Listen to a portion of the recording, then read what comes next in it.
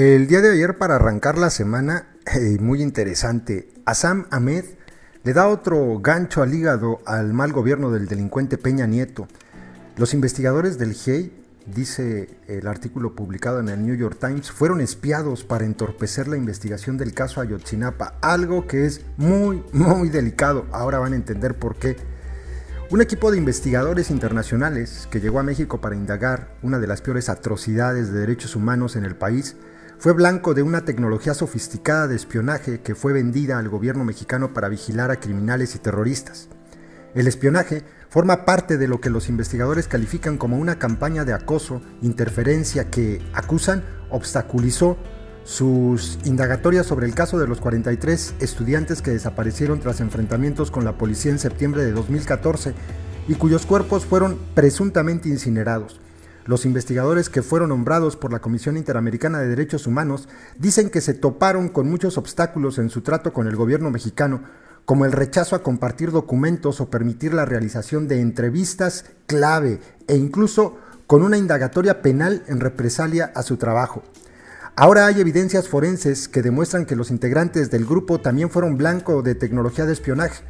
De acuerdo con un análisis independiente, el principal enlace del grupo interdisciplinario de expertos independientes recibió mensajes de texto con un hipervínculo que escondía un programa espía llamado Pegasus, un arma cibernética que el gobierno mexicano compró por decenas de millones de dólares.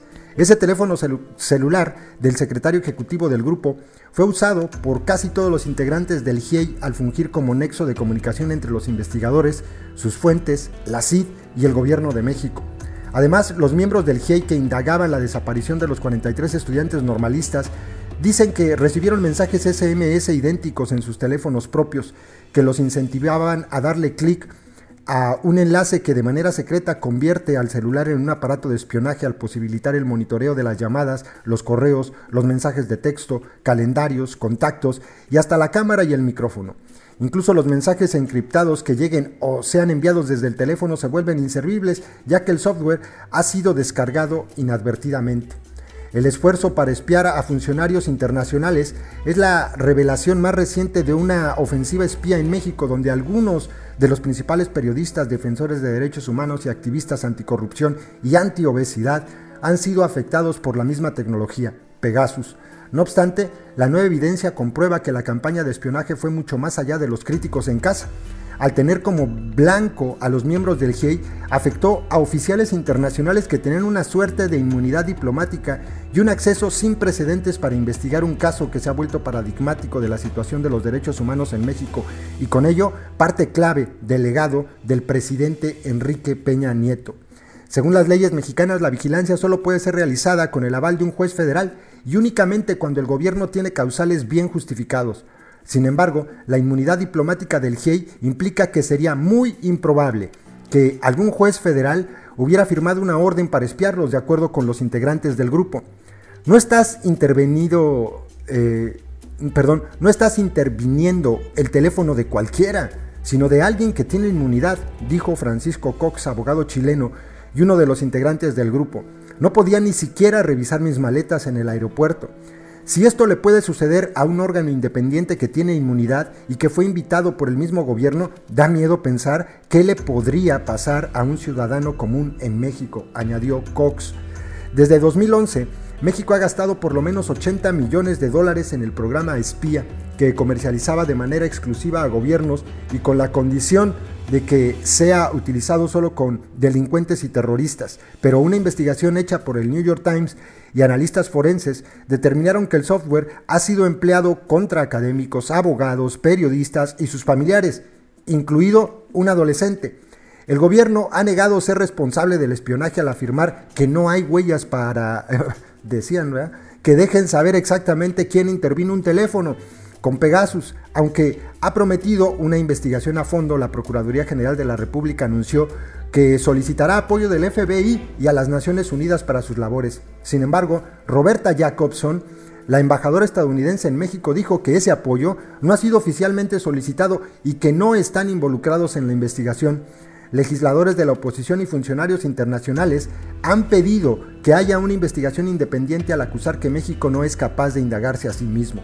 A primera vista, el caso, suponiendo la veracidad de estas afirmaciones, es suficientemente serio como para justificar la creación de una comisión internacional, dijo James Cavallaro, comisionado de la CID.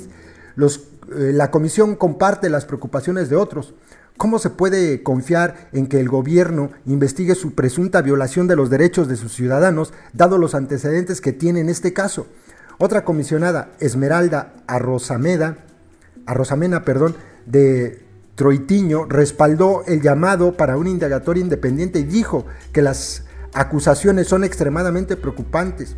Esta investigación debe establecer las responsabilidades tanto materiales como intelectuales de las supuestas acciones de espionaje. Políticos de alto rango de la oposición han dicho que también fueron blanco de Pegasus, lo que amplía el alcance de la pesquisa y aumenta la presión en contra del gobierno para que éste responda. El presidente del Partido Acción Nacional, Ricardo Anaya, dijo que su agrupación solicitará de manera formal el establecimiento de un comité legislativo para llevar a cabo su propia indagatoria. La tragedia de México es la impunidad. Suceden cosas horribles y no pasa nada, dijo. Esta vez no vamos a dejar que sea así, dicen los del cártel del PAN. La desaparición de los 43 estudiantes de Ayotzinapa el 26 de septiembre de 2014 ha causado indignación en México. Cientos de miles de personas se han manifestado en protesta contra el suceso que muchos ven como una representación de todos los males que afectan al país, donde alrededor de 30,000 personas están desaparecidas y más de 100,000 han sido asesinadas a lo largo de una década de guerra contra el narcotráfico. El enojo por el caso de Ayotzinapa también ha tenido como foco al delincuente Peña Nieto, cuyo afán por cambiar la percepción sobre México de una nación sumida en la violencia a una de promesas económicas se topó con una realidad distinta. La indagación se mantiene casi 3 años después. La mayoría de los jóvenes siguen oficialmente desaparecidos. Habrían sido identificados los restos de Alexander Mora Venancio, quien tenía 19 años, y parcialmente los de Yosivani Guerrero de la Cruz, de 20. Muchos mexicanos sentían que los expertos representaban la oportunidad de descubrir qué le sucedió realmente a los estudiantes, pero los integrantes del GIEI dijeron que el gobierno obstruyó sus pesquisas y luego básicamente los expulsó al rehusarse a extender su mandato, lo que, según ellos, evidencia que el gobierno simplemente no quería que el caso fuera resuelto. Sin embargo, es difícil comprobar sus acusaciones. Incluso el fabricante de Pegasus, la empresa israelí NSO Group, dice que no puede determinar quién es el responsable de intentos específicos de hackeo, pero la empresa dice que solo le vende el programa a gobiernos y que este tiene salvaguardias específicas que no permiten que la tecnología sea usada afuera de las agencias gubernamentales que la adquieren. Además, una vez que un celular es infectado con Pegasus, los analistas informáticos pueden identificar los rasgos del código de NSO Group en el teléfono al examinar el mensaje para ver si el enlace tenía vínculos a algún servidor con tecnología NSO. Así, han confirmado el uso del programa en al menos 19 casos que involucran a los periodistas, activistas y defensores mexicanos y ahora oficiales internacionales. Citizen Lab y nuestros socios estamos encontrando a personas afectadas por el programa espía NSO prácticamente donde sea que volteemos a ver en México, dijo John Scott Railton, investigador senior del Citizen Lab, parte de la Facultad Munk de Asuntos Globales de la Universidad de Toronto, y el cual ha colaborado con el Grupo de Derechos Digitales Mexicanos R3D para identificar los rastros de Pegasus en los teléfonos de personas infectadas. Nunca he visto nada que se compare con la escala y el alcance de este caso, dijo respecto a los intentos de hackeo en México. De acuerdo con el análisis, los mensajes SMS llegaron al teléfono del secretario ejecutivo del GIEI, el enlace para todos los involucrados en la pesquisa, el 1 de marzo y el 4 de marzo de 2016. Alrededor del mismo momento, otras personas que investigaban el caso fueron víctimas del software, como abogados del Centro PRODE, grupos de defensa de los derechos humanos que representan a los padres de los 43 estudiantes. El gobierno mexicano urgió a la comisión a que creara este grupo de expertos y cuando su investigación no ratificó la versión oficial, las cosas cambiaron, dijo Cavallaro, quien era presidente de la CID cuando se dieron los intentos de hackeo. Si es cierto que el gobierno espió o intentó espiar a nuestros expertos, sería una atrocidad de proporciones históricas. Los investigadores le enviaron una carta privada al secretario ejecutivo de la CID a finales de junio en el que detallaban sus sospechas después de otro artículo del New York Times sobre los intentos de vigilancia a los periodistas defensores de derechos. Además del teléfono, dijeron que otros 2 celulares recibieron mensajes sospechosos. Uno de ellos, enviado en marzo, era de alguien que pretendía ser un amigo cercano cuyo padre acababa de fallecer. Contenía un enlace con los presuntos detalles del funeral. Cuando le dieron clic, se abrió el sitio web de una casa funeraria mexicana. Un mensaje muy similar con el enlace al mismo sitio web fue enviado el año pasado a un académico que impulsaba un impuesto a los refrescos en México. En el caso de ese académico se confirmó que el mensaje contenía el software de Pegasus. El GIEI pasaba por una crisis cuando los investigadores habrían sido víctimas del programa espía. La presión del gobierno era cada vez mayor y apenas unas semanas antes los miembros del grupo habían hecho públicas sus acusaciones de que las autoridades los estaban obstaculizando. También estaban a poco menos de 2 meses de publicar su informe final, que rechazó la versión oficial o verdad histórica del gobierno sobre lo sucedido a los estudiantes desaparecidos. El misterio comenzó el 26 de septiembre de 2014 cuando estudiantes de la Escuela Normal Rural de Ayotzinapa, en el estado de Guerrero, intentaron secuestrar unos autobuses.